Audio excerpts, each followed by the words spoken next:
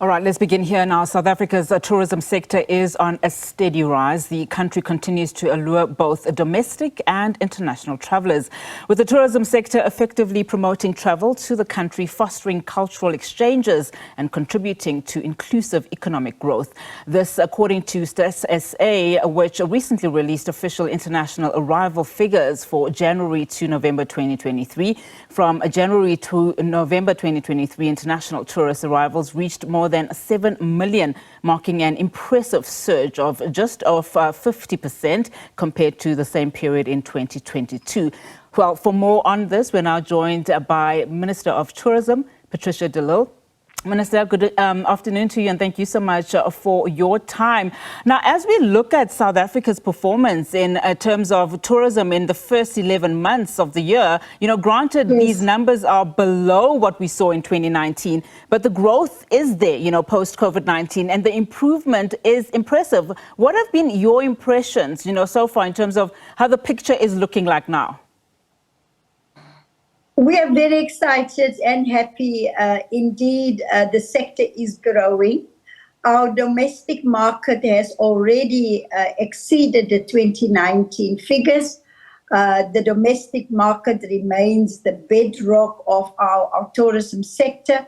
In terms of international arrivals, we still have got to about 10 to 15% to go, but it's growing every month.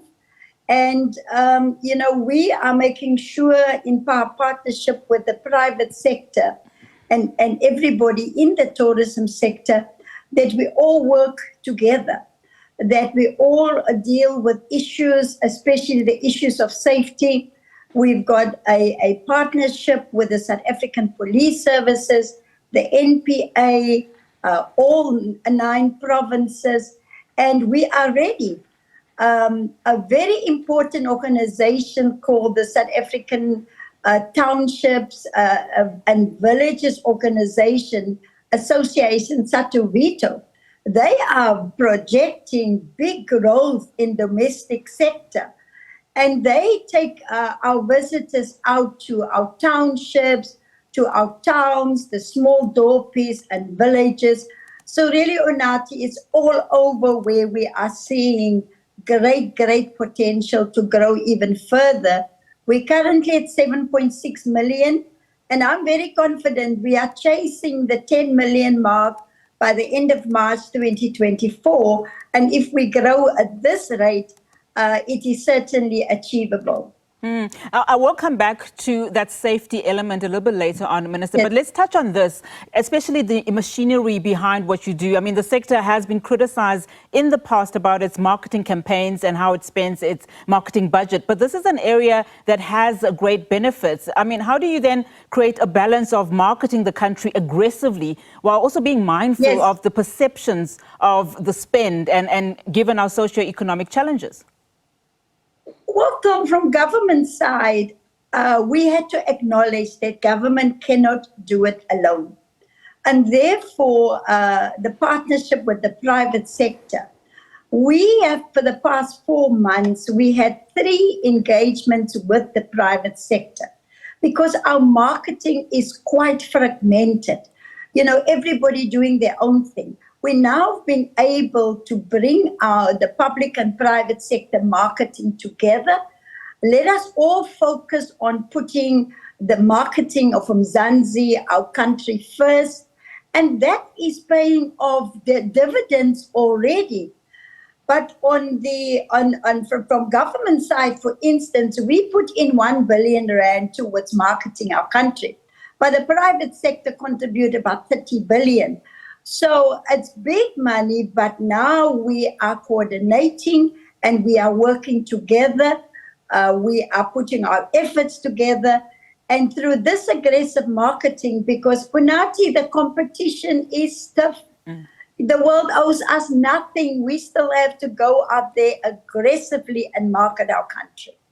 You mentioned safety, Minister. I want to revisit that element. Yes. I mean, one of the other things that may impede your efforts, being made to revive tourism is crime. Yes. Especially if we're talking about what's currently the topic, Table Mountain, the Kruger specifically, and of course, sand parks in the main. Just what are the things that you are doing in order to make sure that, tourists who come into the country are protected?